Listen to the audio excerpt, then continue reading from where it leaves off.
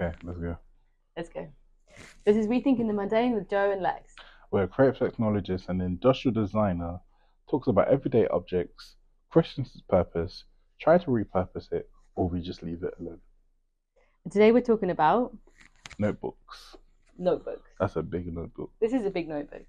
I like big notebooks. It's nice. I feel like I've got some sort of authority when I go into a room with a big notebook. Like I'm protecting lots of ideas. Yeah. But yeah. I guess the notebook is something I wanted to touch on because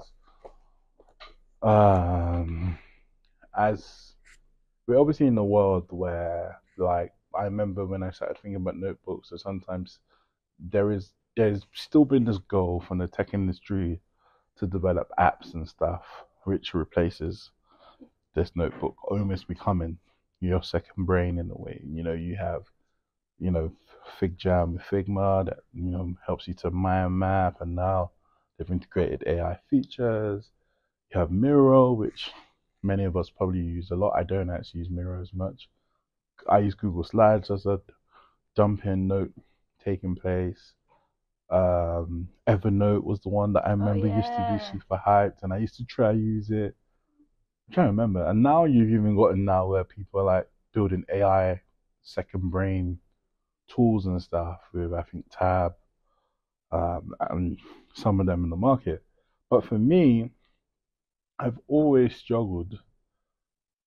While you've got all this sophistication, I still need to write down things to remember it. My brain doesn't remember things if I don't written. If I don't have that connection. Like, I can't go to a computer screen blank and black. Where do I start? I need to map it out. I've been trying to incorporate more FigJam and more things into my workflow. But for me, it's notebook. But you said to me just before we recorded, notebooks are only like 100 and something years old. So I don't know if you have any little bit of facts or trivia. My facts. I don't actually have that many facts. I mean, they started to be mass produced in the early 1900s in the form that we kind of see here, like a sort of leather bound with a sort of elastic band around it. Then the spiral bound notebook came in sort of the 1930s or something. But the idea of thinking on paper, putting thoughts down to paper, that's obviously been around a lot longer. People were writing stuff. It was just that it might be on the odd scrap of paper or a bit of parchment or etched onto a sort of secondhand bit of whatever that you could kind of put a mark on. And I think the notebook is just a collection of all of those pieces of paper. You would have had a folio or some way of just storing loose sheets, and then they thought, oh well, let's just bind them together. And I'm sure that would have kind of coincided with the price of paper dropping. Paper used to be very, very precious, and you wouldn't sell a book with no writing on it. Like, it was saved for things like the Bible. And then you got to a place where it was okay to just have a notebook you could scribble on. But the idea of thinking on paper in itself is quite interesting, because there's so much that goes on with as you say, the process of using your own body to make a note on a piece of paper that somehow commits that sketch, that piece of writing, that piece of data, or whatever you're writing down to memory, so much stronger than writing it. Even for me, like writing it on like an iPad or typing it into a Miro board. Have you tried the digital iPad ones? There's Akil used to have, I think he still has it. It's like a digital notepad. Oh, I forgot what it's called. They're not iPads, but they're something called something paper or something like that. I think so. But they try to recreate the texture of paper, so when you write on it, you feel like you are writing onto a piece, and then you can turn the page, but without turning the page, it's all still there. But it still feels quite artificial. It's interesting. It doesn't have that same. I don't know if is it because of the interface, or is it because of how natural the pen, you feel the vibrations of the pen, it's more in sync with you. You don't have to be perfect, You know, my grandmother used to be so big on my handwriting until I became a designer. So my handwriting is terrible. I get away with it, you know what I mean? But like that thing of scribbling down, like you got this really massive notebook here, and I guess as an industrial designer, sketches, thinking about form, shape, function is a big part. And I don't know if you used any of the digital tools before to help, or do you always go to like your notebook? What's your relationship with it? I used to be a big notebook person. Then I stopped buying notebooks and started using tools that are built into Mac or into the sort of Apple OS, the reminders, the notes. And I've used those quite successfully for a while. But every now and then, if I'm feeling really like I need to get stuff done and I really need to plan my day, the first thing I do is get to the notebook, make a sort of get all my thoughts out. Yeah. And there's something about being able to just see it. Maybe it's the idea that it's separate from the screen, so I can kind of take a break from the screen and just look at this very simple piece of paper with some scribbles on. Yeah. And there's something very satisfying as well about crossing stuff off. It also allows you to move between writing and drawing and scribbling and sketching something all within, you know, a few inches of white space. Whereas I feel like, yes, you've got Miro boards, but they're really good for writing stuff and post-its, but not for drawing. Fig Jam, okay, maybe there's you can do some level of drawing in that, but it's not the same at all. Then there are other tools where it's really, really fluid and flexible, but it's not the same unless you are set up for that. And most people just have a mouse or a trackpad. You're not drawing. So as a creative, I need to be able to move between those mediums. And there's only one place I can do that, and that's on paper. Do you use a Wacom tablet? I have a Wacom tablet. I used to use it, but not for that sort of really quick scribbly down stuff. Because most of the reason I'm doing that is because I'm in a workshop or I want to immediately communicate it to somebody. And it being on the screen has its pros, but we work in a physical space. We work in an office together, so there's no real benefit for it, to be honest with me. And I guess the challenge is where maybe why I guess the digital comes in is that concept of archiving, right? Because we might have the mundane objects of the notebook, but what do we do with our notebooks when they're full? I know some, if you have the space, I feel like I've watched designer documentaries where some designers, I think I was watching a Paul Scher documentary on abstract art of design. I think Paul Scher has in the Pentagram New York office, he has like a whole archive service. He can bring stuff out, and it's like, what do you do with these notebooks? Because I feel like for me, I'm like, where's all my notebooks? Overly, it's like they helped me for that time and that moment, but I haven't gone back and paid attention to them. But so maybe that's where that digital argument comes in, right? Because it's almost like you have this storage of thoughts and notes and wisdom over time. And I remember sometimes like maybe the transferring of information, because I know like being in workshop environments and doing this stuff, I know I've done stuff with Akil where Akil will write something, take a picture, send it to me.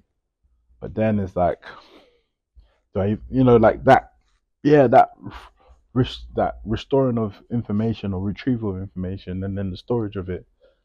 Where do you think the notebook is still sufficient?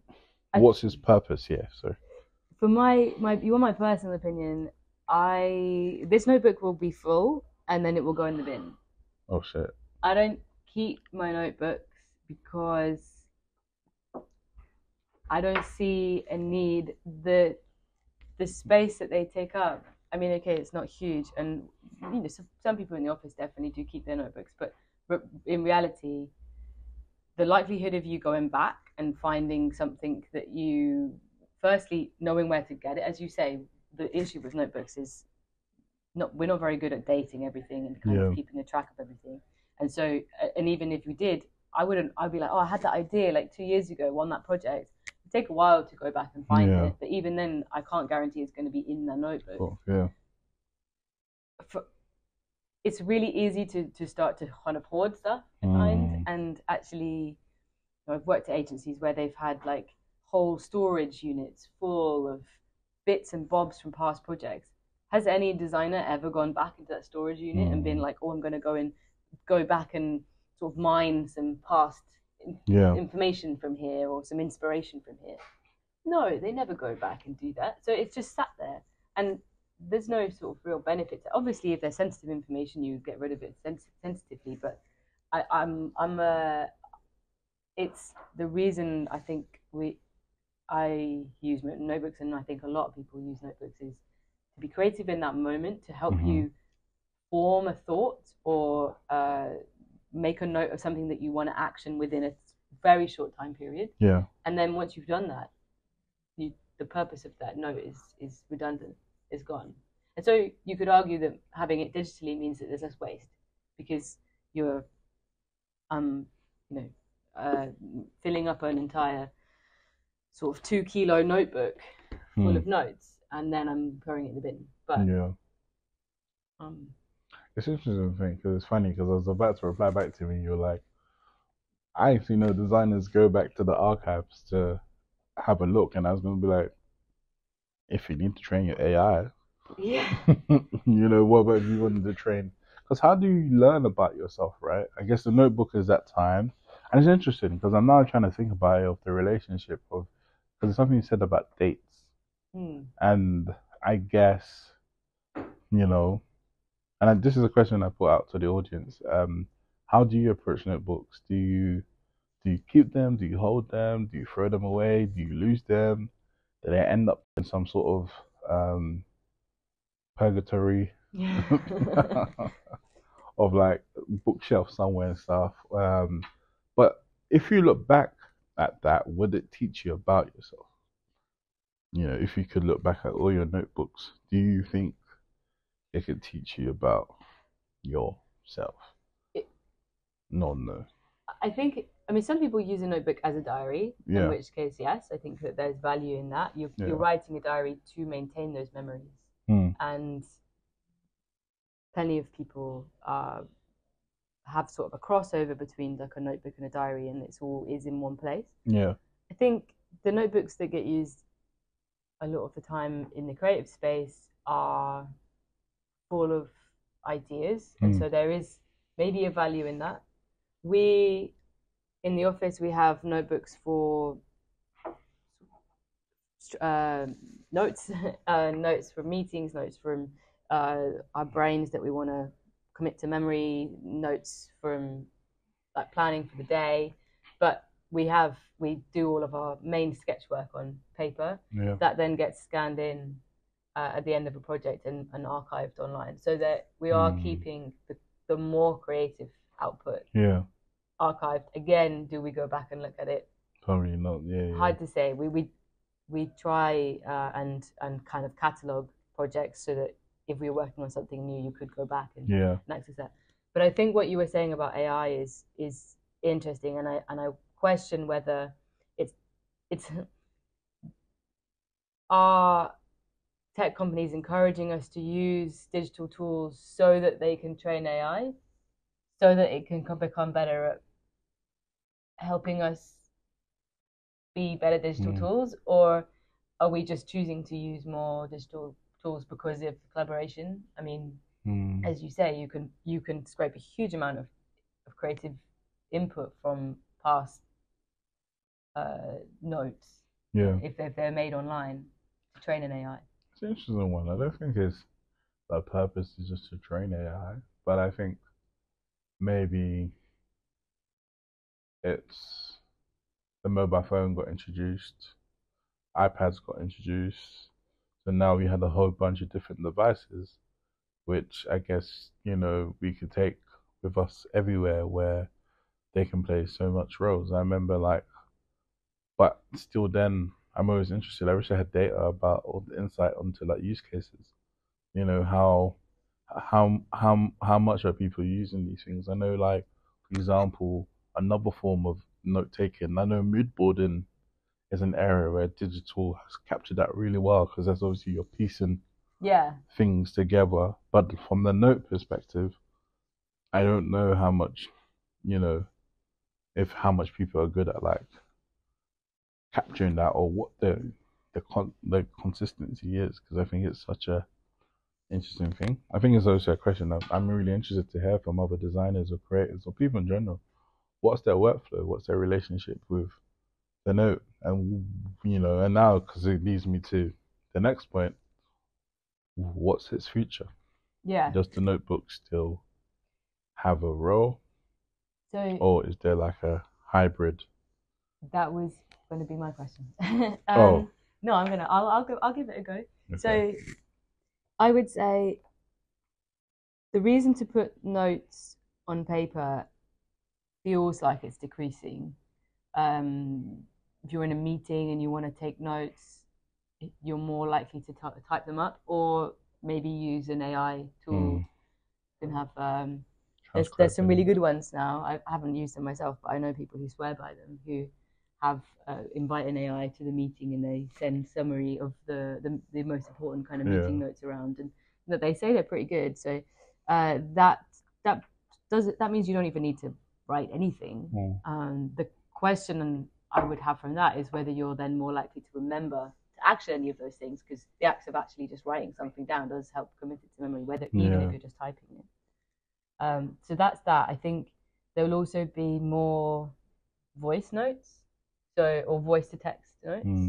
So being able to just talk to an AI, whether it's for your phone or humane AI pin or whatever it may be, that just then summarizes that for you and then actions that, because there's also then there's the notes that you're sort of like a to-do list.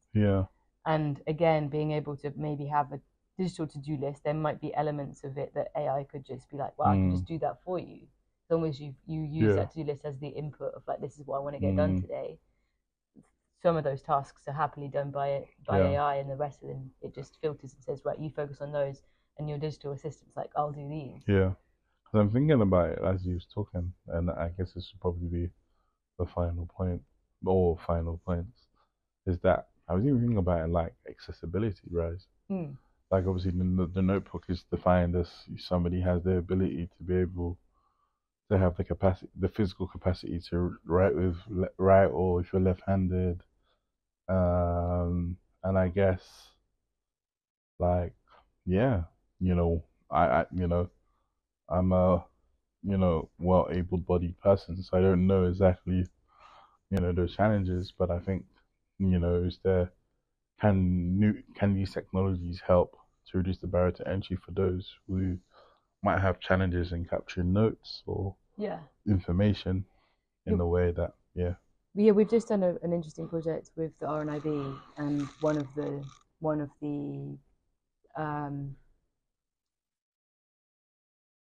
of the projects has come from one of the products that we've been exploring is around note taking and around making voice notes, because obviously if you're blind you can't see. So even if you can write, or have in the past been able to write, there's not much point writing if you can't read. So that was quite interesting, and I think we're more likely to move away from writing on paper if the tools that are offered up to us do a lot more than just note taking. So I think it's more satisfying and potentially faster to scribble some stuff down on paper than it is to type the same thing up on your phone and in your notes on your iPhone. But if that then somehow did something for you, like you're putting it in, as I say, putting something into a to-do list, and some of those tasks were then taken forwards. Or if in the case of opening up that accessibility, it was able to voice to text much more accurately than things have in the past, and that was allowed then to be shared amongst colleagues or co-workers or whatever, or even just family members or friends. I think there's a risk, there's a real risk that the notebook is going to go, it's going to be gone. But I don't. It's one of those things. I mean, for me, the notebook is like my Casio watch. I just love the analog sort of nature of it. That the sense of it just doing exactly what it needs to do and nothing else. maybe I'm just a purist, and maybe come back in 10 years and I'll have a, I don't know, I'll have some sort of piece of technology strapped to my face, and I'll have ditched any sort of analog tools altogether. But yeah, I think it's one to watch right now, and we haven't had this before, but I would say the notebook is just fine as it is. I agree, because yeah, I can go into this longer, but I agree. I say today the notebook works. The notebook works. But we would love to hear from you. And as always, if you have a suggestion of what you want us to talk about next, please get in touch, because we're not running out of topics just yet, but we will be. Thanks.